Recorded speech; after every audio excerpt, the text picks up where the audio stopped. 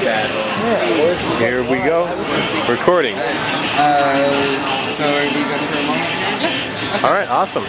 How's it going, everybody? It's Jessie, aka Midnight Dreams. We're broadcasting from Pony Chat Mobile right now. With me is Micah Solusod. Yeah, Micah Solusod. And right. He voices Soul in Soul Eater. And what are your other roles? I play Tsutomu Senkawa in Birdie the Mighty Decode, Kamuya and Subaru in Tsubasa OVAs, just recently Haruki Kishida in Rideback, and Naoki Mizutani in Kansei, Murder Mystery video game. Alright, right on. Now, I surprised Micah with a question yesterday. You know, I asked him if I could talk to him about ponies and bronies and all that stuff. You were kind of taken aback by it. You weren't sure what to think. You're like, oh, well, whatever. It's a thing. It is a thing. I've compiled a folder that's relevant to all of our guests here at Animation Quest.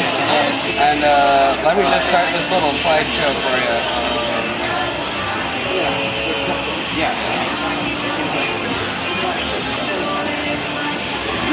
I'll start off with Fluttershy here as the main character of Portal. We'll go from here on out.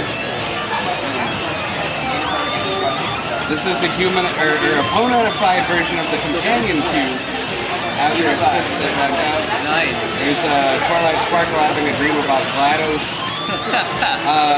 Team Fortress 2. Awesome. Ponies. Yeah. Oh, throwing the companion cube into the... Yeah. Goku and Pinkie Pie, dining on sweets. Awesome. GLaDOS and her torturing ponies. That's interesting.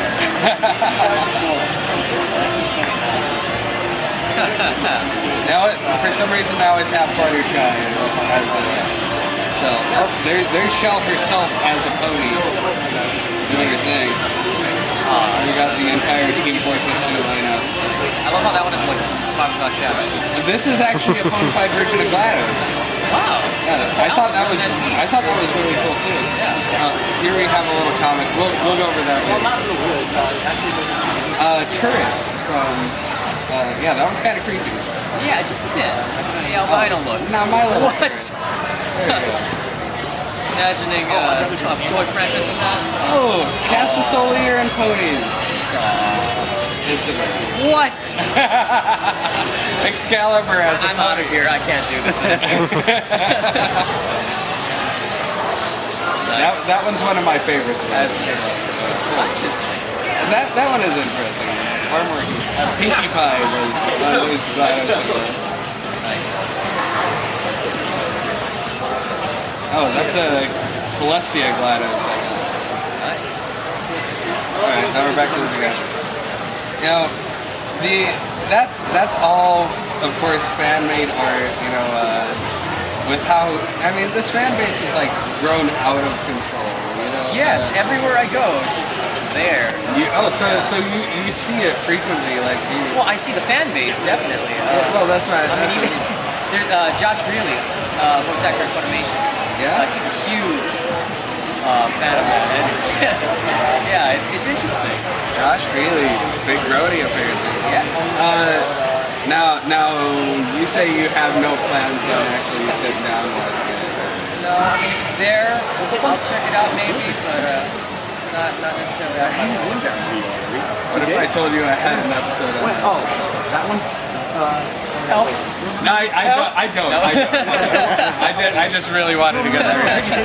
I don't believe in, like, you know, I'm going to show pony pictures and all that, but I'm not going to be like, you must sit down and watch. I mean, I would be okay with that. I mean, because it's gotten such a good reception, Yeah. I wouldn't be too weirded out. Now, if it was something else and it was just like, hey, then I'd be less inclined. I'd give you an excuse, like I need to go to the doctor for it. Yeah, my bladder's calling me. Ponies have even managed to take over other non-pony sites like Meme Base. On Know Your Meme, My Little Pony is the #1 meme beating the Forever Alone guy to 2 million views for the meme. I mean, the feats with which all these bronies are accomplishing are just like, And they're also a combination of like sad but awesome. Yeah, they're penetrating all sorts of different fan bases as well. I mean, I know one that showed up as the Doctor Who one, posted on my wall. I was like, I'm gonna show you a pony here. This one is what fans have named Vinyl Scratch or DJ Pone Free. This pony appeared in an episode for about 3 seconds, and it now has one of the probably largest fan bases for a pony ever.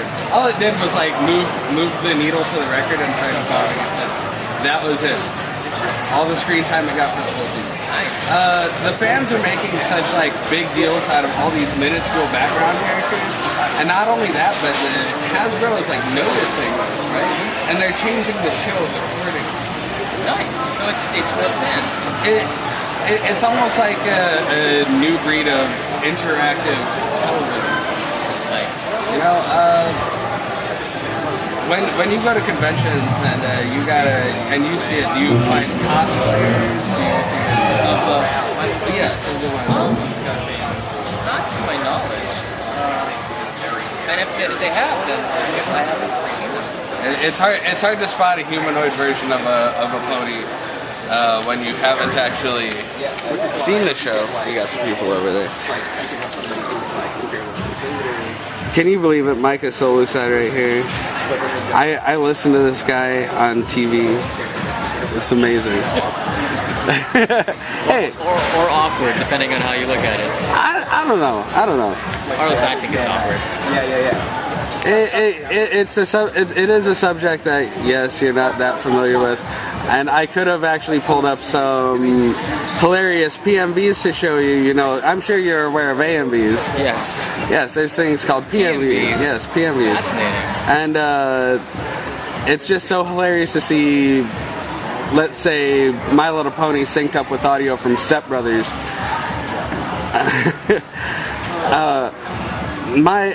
Are you familiar with the Wu-Tang Clan at all? You ever? Very little. Yeah. You're aware of what type of music they do, right? Yes.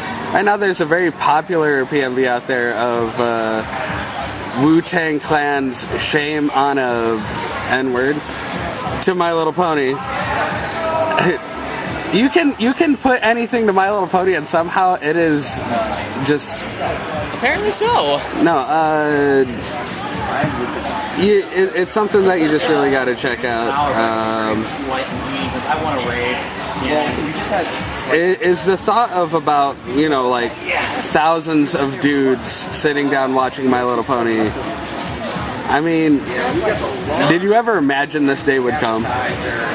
I figured if it's your thing, it's your thing. I mean, but I mean, anime is one thing. You got cute things from Hello Kitty to like ultimate badass things. I mean, but My Little Pony. The way I see it is that Japan has their equivalent of, the really harem-ish type of anime with the high schoolgirls. Yeah. The demographic they're aiming towards is not teenagers or college kids or little kids. It's to 40-year-old males. So, I mean, it's bound to happen in America, I guess. No, and it's healthier than anime, hopefully. Now, what do you think about this?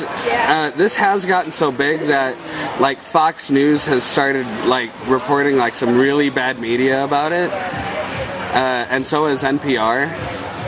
No, I mean they're seriously calling it like an issue. They compared bronies to terrorists.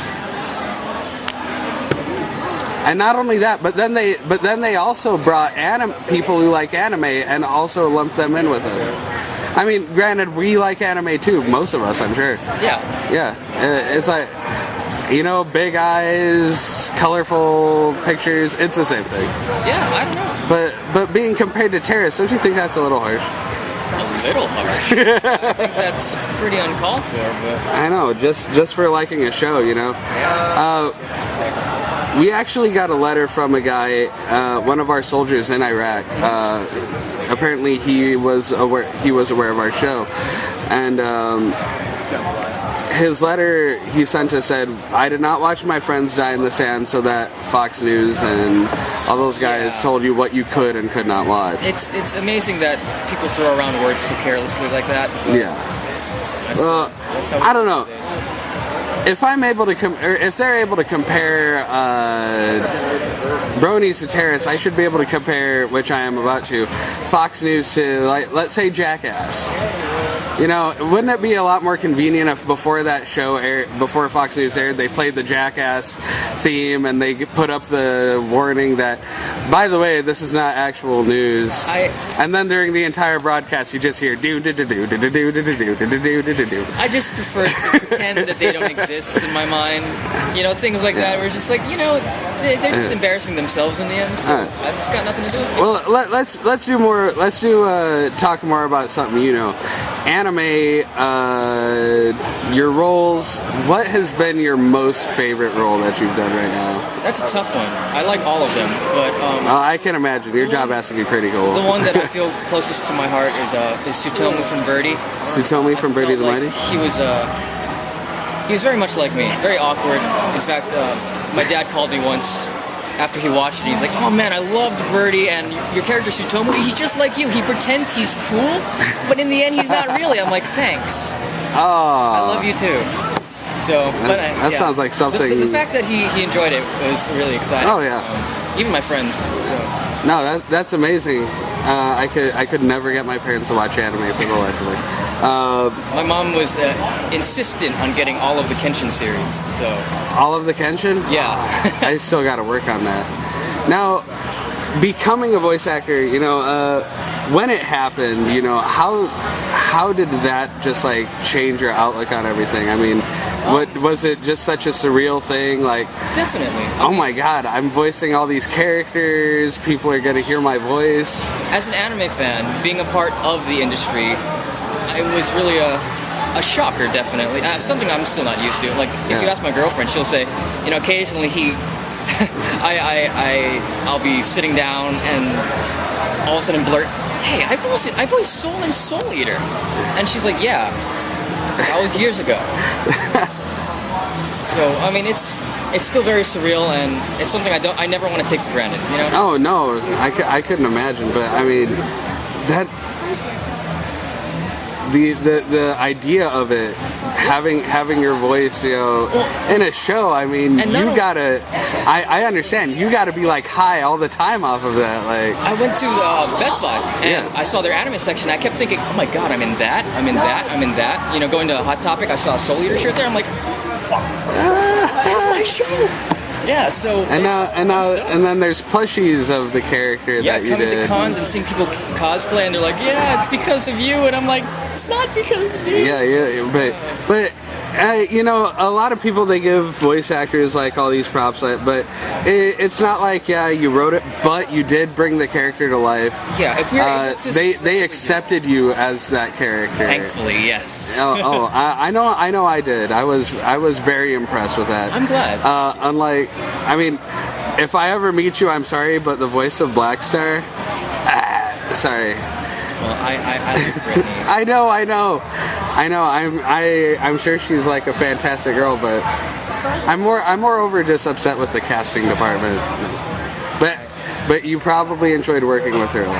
Yes. In fact, every panel we go to, we have to do the bromance scene. It is required. That was one of the most awkward yet funny moments of that show. The best part is it was essentially my natural reaction to I didn't know what I was doing. Oh, really? Yeah, the director said, I asked him, what do you want me to do? Because this is... No, you were so over the top in that scene. I remember it so vividly. Blackstar! The first take we did, he says, just go for it. I'm like, but in Japanese, it's in English. How do I make it funny? Yeah. And I started freaking out. So, yeah, it just happened. Well, now, I just did it, but it's not nearly as good as what you could possibly do. Would you do it for the show real quick? Blackstar. Yeah, will you do the Blackstar? If you play Blackstar, yeah. Okay. Soul! Blackstar! Soul! Blackstar! Soul! Okay. Oh my God. That was just very awkward. I hope we never do that again. because We'll just pretend that never happened. nope.